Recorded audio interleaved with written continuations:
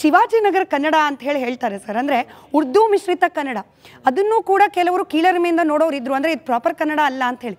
But ಅದು ಕೂಡ ಕನ್ನಡವೇ. ಕನ್ನಡ ನಾವು ಯಾವುದೇ ಧರ್ಮದವರಾದರೂ ಕೂಡ, ಯಾವುದೇ ಮತ ಪಂಥದವರಾದರೂ ಕೂಡ ಕನ್ನಡ ನಮ್ಮ ನೆಲದ ಭಾಷೆ, ಹಾಗಾಗಿ ನಮ್ಮ ಭಾಷೆ ಅಂತ ಹೇಳಿ ನೀವು ಭಾವಿಸಿದ್ದೀರಿ. ಏನು ಹೇಳ್ತೀರಿ?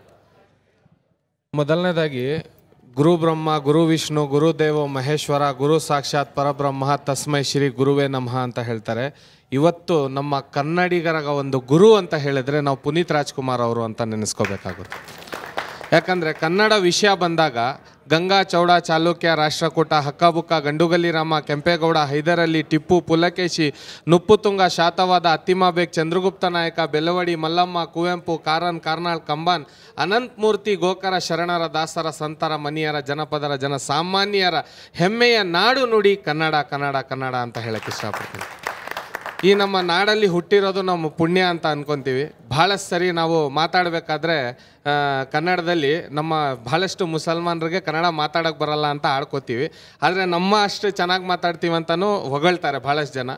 ಇದ್ರ ಜೊತೆಗೆ ನಮ್ಮ ಶಿವಾಜಿನಗರ ಕನ್ನಡ ಅಂತ ಹೇಳಿದ್ರೆ ನಮ್ಮಲ್ಲಿ ಈಗ ಒಂದು ಯಾವುದೋ ಒಂದು ಮ್ಯಾಟ್ರಿಗೆ ಪೊಲೀಸ್ ಸ್ಟೇಷನ್ಗೆ ಹೋದಾಗ ಅವರೊಂದು ಇಬ್ಬರು ಮಕ್ಕಳನ್ನ ಕರ್ಕೊಂಡು ಹೇಳೋಕ್ಕೆ ಅಲ್ಲಿ ಬಂದಿದ್ದರು. ಅಲ್ಲಿ ಹೇಳಬೇಕಾದ್ರೆ ಅವರು ಪೊಲೀಸ್ನವ್ರಿಗೆ ಹೆಂಗೆ ಹೇಳಿದ್ರು ಅಂತ ಹೇಳಿದ್ರೆ, ನಮ್ಮ ಸ್ನೇಹಿತರು ಹೇಳಿದ್ರು, ಅವನು ಕನ್ನಡ ನೋಡೋ, ನೀನು ಮಾತಾಡ್ತೀಯ, ಅವ್ನು ಮಾತಾಡ್ತಾನೆ ನೋಡು. ಯಾಕ್ರಿ ನಮ್ದಕ್ಕೆ ಏನು ಮಾಡಲ್ವಾ, ನಿಮ್ದಕ್ಕೇನು ಹೇಳೋದು ನಮಗೆ? ಅದು ಹೆಂಗಾಯ್ತಂದರೆ ಅದು ಪ್ಯಾರ್ದಿ ಆಗ್ಬಿಟ್ಟೈತೆ, ಖಾನಾ ಪೀನಾ ಸೇರ್ತಾ ಇಲ್ಲ ನಮ್ದಕ್ಕೆ ಅಂದಂಗೆ. ನಾನು ಮಕ್ಕದ ಮೇಲೆ ಬಟ್ಟೆ ಹಾಕೊಂಡು ಕೂತ್ಕೊಂಡ್ಬಿಟ್ಟೆ, ಸಾರ್ ಏನು ಮಾಡೋದು, ಚೂರು ಟ್ರೈ ಆದರೂ ಮಾಡ್ತಾ ಇದ್ದಾರಲ್ಲ ಅಂತ. ಧಾರ್ಮಿಕ ಆಚರಣೆ, ಧಾರ್ಮಿಕ ನಂಬಿಕೆಗಳು ಭಾಷೆಗೆ ಅಡ್ಡಿ ಆಗಬೇಕಾ ಅನ್ನೋದು ಬಹುದೊಡ್ಡ ಚರ್ಚೆ ಆಯಿತು. ಬಾನು ಮುಷ್ತಾಕ್ ಅವರಿಗೆ ದಸರಾ ಇನಾಗ್ರೇಷನ್ ಬಂದಾಗ ನಮ್ಮ ಜೊತೆಯಲ್ಲಿ ಒಬ್ಬರು ಲೇಖಕರಿದ್ದಾರೆ, ಕವಿ ಇದ್ದಾರೆ. ಸರಿ, ಭಾಷೆ ಹಾಗೆ ಧಾರ್ಮಿಕ ನಂಬಿಕೆ ಆಚರಣೆ ಇದು ಎರಡೂ ಕೂಡ ಒಂದಕ್ಕೊಂದು ವಿರೋಧ ಆಗುತ್ತೆ. ನಿಮಗೆ ಯಾವತ್ತಾದರೂ ಅಡ್ಡಿ ಆಗಿದೆಯಾ? ಕನ್ನಡದಲ್ಲಿ ಬರಹಗಳನ್ನು ಬರೀಲಿಕ್ಕೆ, ಕವಿತೆಗಳನ್ನು ಬರೀಲಿಕ್ಕೆ ಯಾವತ್ತಾರು ಅಡ್ಡಿ ಆಗಿದೆಯಾ? ಸಿರಿಗನ್ನಡಂ ಗೆಲ್ಗೆ ಸಿರಿಗನ್ನಡಂ ಬಾಳ್ಗೆ, ಕನ್ನಡವೇ ಸತ್ಯ ಕನ್ನಡವೇ ನಿತ್ಯ.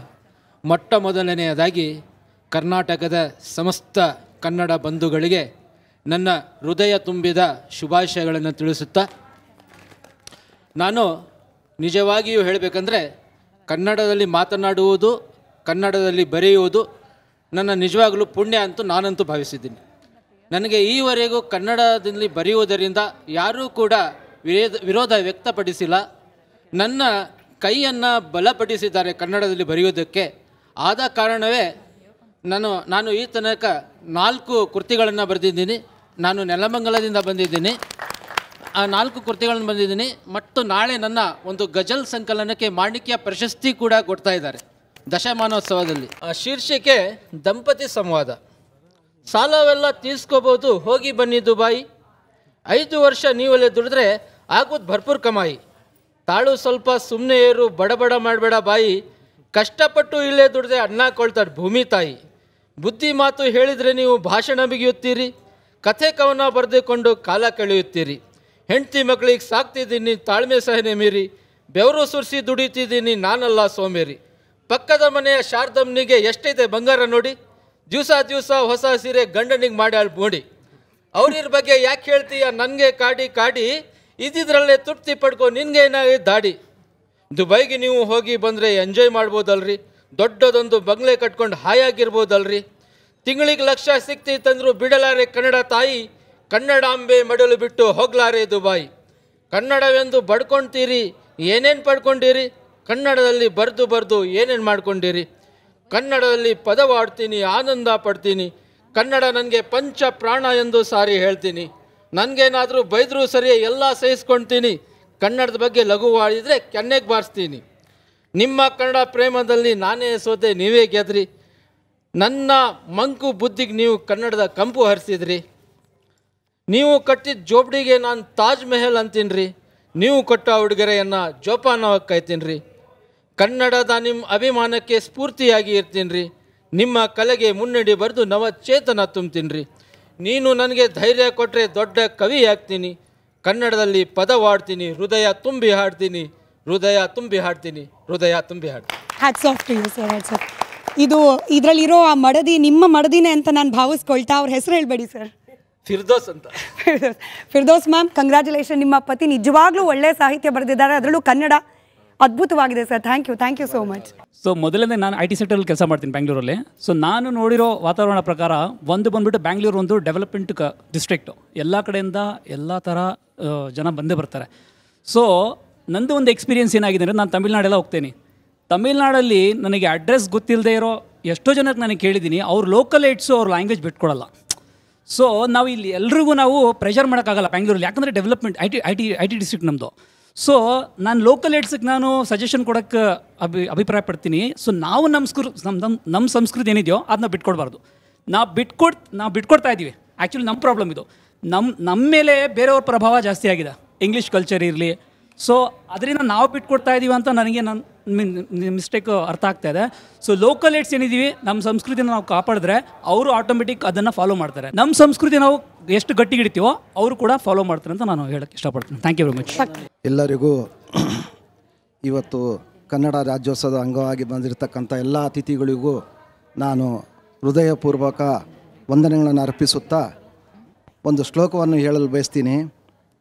ವಿಕೃತಿಂ ನೈವ ಗಚ್ಚಂತಿ ಸಂಗದೋಷೇಣ ಸಾಧವಂ ಅವೇಷ್ಟಿತಂ ಮಹಾಸರ್ಪೈಷಂ ನಾ ವಿಷಾಯತೆ.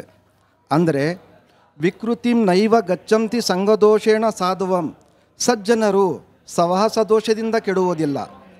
ಅವೇಷಿತಂ ಮಹಾಸರ್ಪೈಷಂ ನಾ ವಿಷಾಯತೆ. ಒಂದು ದಟ್ಟವಾದ ಬಯಲಿನಲ್ಲಿ ಒಂದು ಚಂದನದ ಗಿಡವಿರುತ್ತದೆ. ಆ ಗಿಡಕ್ಕೆ ನೂರಾರು ಸರ್ಪಗಳು ಸುತ್ತುರ್ಕೊಳ್ತವೆ. ಆದರೆ ಆ ಚಂದನದ ಗಿಡ ಆ ಸರ್ಪದಲ್ಲಿ ಇರ್ತಕ್ಕಂಥ ವಿಷಾನ ಗ್ರಹಿಸೋದಿಲ್ಲ ಎಂಬ ಒಂದು ಅರ್ಥ ಇದನ್ನು. ಹಾಗೆ ನಮ್ಮ ಕರ್ನಾಟಕದ ಜನತೆ, ನಮ್ಮ ಕರ್ನಾಟಕದ ನುಡಿ, ನಮ್ಮ ಕರ್ನಾಟಕದ ಭಾಷೆ, ನಮ್ಮ ಕರ್ನಾಟಕ ನಡೆ ನುಡಿ ಎಲ್ಲ ಇದನ್ನು ಹೀಗಿದೆ. ನಾನು ತಮ್ಮ ಒಂದು ಕವಿ ಕುಟುಂಬ ಒಂದು ಇವತ್ತಿನ ದಿವಸ ನಾನು ಆರ್ ಕನ್ನಡದ ಒಂದು ಚಾನಲ್ ಒಳಗಡೆ ನಾನು ಕುತ್ಕೊಂಡಿದ್ದೀನಿ. ಅವರು ನಾನು ಧನ್ಯವಾದಗಳನ್ನು ಕಲ್ಪಿಸ್ತೀನಿ. भैया शिवाजी नगर को कैसा जाना थोड़ा बताओ तुम्हें. नहीं जाना, वापस शिवाजी नगर नहीं जाना, वापस. भैया नहीं आया तो करेक्ट एड्रेस बताना. तो हम ना नहीं कर को बोले तो तू चुपके रहना. तू क्या मंजे लंडे आ रहा सो कन्नಡ सीखो कर को बोल ಏನು ಅರ್ಥ ಆಗ್ಲಿಲ್ಲ ಅಂತೀವಿ. ನಿಮ್ಗೆ ಯಾವನಾರ ನನಗೆ ಏನಾರ ಎದುರುಗಡೆ ಕ್ಯಾಮ್ರಾ ಇಲ್ಲದೆ ಇದ್ದಾಗ ಮಾತಾಡಿದ್ದಿದ್ರೆ ಇಲ್ಲ ಅಂತಾನೆ ಅನ್ಕೊಳ್ಳಿ, ಇಮ್ಯಾಜಿನ್ ಮಾಡ್ಕೊಳ್ಳಿ. ಇದೇ ಕನ್ವರ್ಸೇಷನ್ ಶಿವಾಜಿ ನಗರ ಕನ್ನಡದಲ್ಲಿ ಅಣ್ಣ, ಶಿವರಾಜ್ ಸರ್ ಜೊತೆ. ಶಿವಾಜಿ ನಗರ ಕನ್ನಡದಲ್ಲಿ ಅರ್ಧ ಉರ್ದು ಅರ್ಧ ಕನ್ನಡ. ಕನ್ನಡ ಬಂತಲ್ಲ ಅವಾಗ ನಾನು ಕನ್ನಡದಲ್ಲಿ ಮಾತ್ರನೇ ಹೇಳ್ತೀನಿ, ಗೊತ್ತಾಗುತ್ತೆ ನಿಮಗೆ. हाँ सर बोलो ये एड्रेस कहाँ को जाता है थोड़ा बताओ सर तुम्हें. भाषे हिंदी ಕನ್ನಡ वो आता नहीं ना सर हमारे को. ಹಿಂದಿ ಬರಲಿವಲ್ಲ ನಮಗೆ. ಬಾಯ್ ಬಾಯ್ ಅಣ್ಣ ನೀವು ಅರ್ಧ ಕನ್ನಡ, ಶಿವಾಜಿನಗರ ಪಕ್ಕ ಕನ್ನಡ ಅದು. ನೀವು ಅದರಲ್ಲಿ ಉತ್ತರ ಕೊಡಬೇಕು. ನಿಮ್ದು ನಮ್ದು ಅರ್ಧ ಕನ್ನಡ, ನಾನು ಫುಲ್ ಕನ್ನಡದಲ್ಲಿ. ಕ್ಯಾಬಿನೆಟ್ ಮಿನಿಸ್ಟರ್ ಕನ್ನಡ ನಮ್ದು. ಓಕೆ, ಗೊತ್ತಾಯ್ತು. ನಮ್ದಕ್ಕೆ 1 kg ಬಟ್ಟೆ ಒಣಗಿಸ್ಬೇಕು ಬ್ರದರ್. ಬಟ್ಟೆ ಒಡೆದಿಸ್ಬೇಕಾ? ಇಲ್ಲ, ಒಗಿಸ್ಬೇಕು. ಕೆತ್ತಾ ಹೋತಾ ಹೈ. Congratulation brother. ಅಬ್ಬಬ್ಬ ಲಾಟ್ರಿ.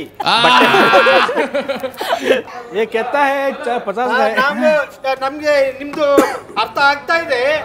ನಮ್ದು ಈಗ 20 ರೂಪಾಯಿಗೆ ಮಾಡ್ಕೊಡ್ತಾ ಇತ್ತು, ಇದಕ್ಕೆ ನಿಮ್ದಕ್ಕಾದ್ರೆ 200 ರೂಪಾಯಿಗೆ ಮಾಡ್ಕೊಟ್ಬಿಡ್ತೀವಿ. 200 ರೂಪೀಸ್ಗೆ ಮಾಡ್ಕೊಟ್ಬಿಡ್ತೀವಿ. ಯಾಕೆ ಜಾಸ್ತಿ ಯಾಕೆ? 200 ರೂಪಾಯಿ ಜಾಸ್ತಿ ಅಲ್ಲ, ಅದು ನಿಮ್ಗೆ ನಾವು ನಿಮ್ಮ ಭಾಷೆ ಕಲ್ತ್ಕೊಂಡು ನಾವು ಹೇಳ್ಬೇಕಲ್ಲ, ಮಾಡ್ಬೇಕಲ್ಲ. ನೀನು ಹೇಳಿದ್ದನ್ನು ನಾನು ತಿಳ್ಕೊಬೇಕಲ್ಲ, ಅದನ್ನೆಲ್ಲ ನಾನು ಕಲ್ತ್ಕೋಬೇಕಲ್ವಾ. ನಿನ್ನ ಭಾಷೆ ಕಲ್ತು ನಾನು ಮಾಡ್ಬೇಕಾದ್ರೆ 200 ರೂಪಾಯಿ ಆಗ್ತದೆ. ಬಶೀರ್ ಬಾಯಿಗೆ ಆಗಿದ್ದಕ್ಕೆ ಜಾಸ್ತಿ ಆಗ್ತದೆ.